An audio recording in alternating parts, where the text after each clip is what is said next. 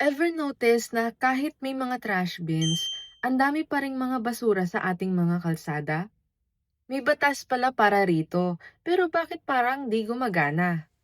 RA 9003 or the Ecological Solid Waste Management Act of 2000 is basically the Philippines guidebook sa tamang pamamahala ng basura. Segregation sa bahay, recycling ng pwedeng i-recycle, composting ng nabubulok, at Materials Recovery Facility o MRF sa bawat barangay o cluster ng barangays. Simple lang ang ideya, ayusin ang basura bago pa ito maging problema. Kung titignan natin ng batas, RA 9003 is comprehensive. It gives clear guidelines, segregation, recycling, composting, disposal. Lahat covered. May responsibilidad ang bawat isa. Ang household, ang barangay, ang LGU. If lahat susunod, malaking pagbabago iyan. Pero reality check tayo. Maraming barangay walang MRF, walang tamang logistics.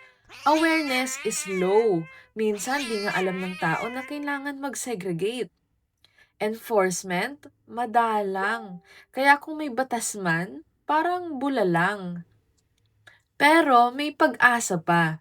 With social media, education, community effort, pwedeng gumising ang ating mga kamalayan. Pwede rin may local recycling or upcycling businesses. Pwede tayong magsimula sa sarili. Segregate, reuse, recycle. Imagine, bawat barangay may sariling zero waste program. Maliit pero may impact.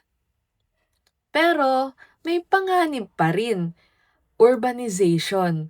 Mas maraming tao equals mas maraming basura. Hindi yan may iwasan.